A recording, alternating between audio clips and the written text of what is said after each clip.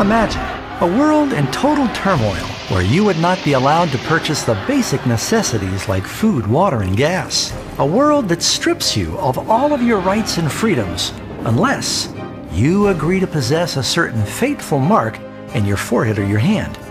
A mark that represents a license or permission to live in the world's final civilization.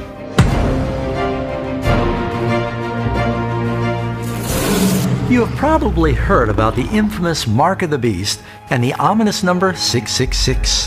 Where did it come from? Why is it so dangerous, and how do you avoid getting it? In fact, how do you know you don't have it now? The Bible says that in the end of time, everybody will be required to receive the Mark of the Beast. And if you don't receive this mark, at first you won't be able to buy or sell, and ultimately you'll be killed. He causes all to receive a mark on their right hand or on their foreheads, and that no one may buy or sell except the one who has the mark or the name of the beast or the number of his name. In fact, verse 15 says those who don't worship the image of the beast should be killed. The Bible is clear.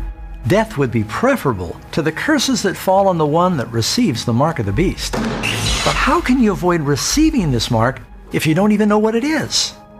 There are a lot of misconceptions about what the mark of the beast is.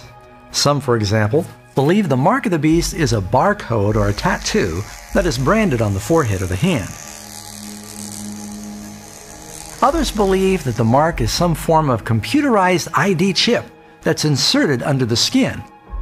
And then there's still others that think that everybody is going to be told to line up and receive their 666 credit card.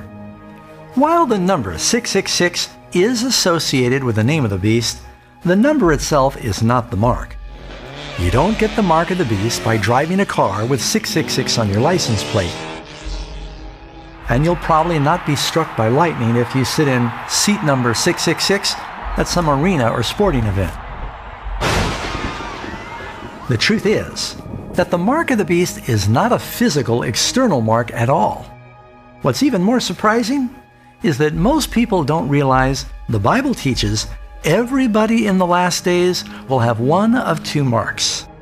One group has the seal of God in their foreheads. The other group has the mark of the beast.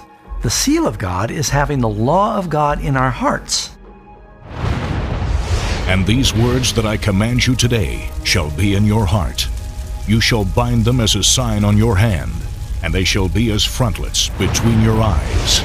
It shall be as a sign to you on your hand, and as a memorial between your eyes, that the Lord's law may be in your mouth. So we can see from these examples, in the hand and in the forehead is symbolic of having the law of God in our actions and in our thoughts.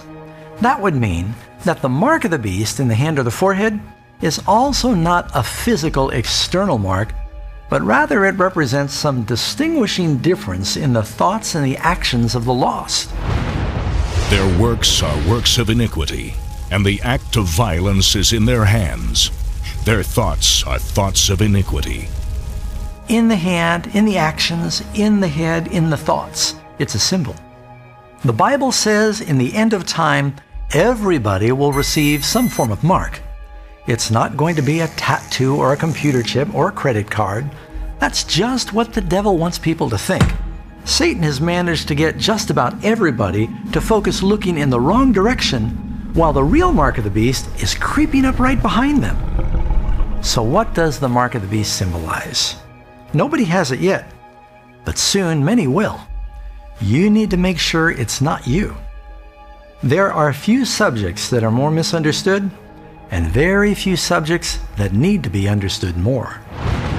If you want to understand what the mark of the beast is, visit 666 Truth or check out my next video.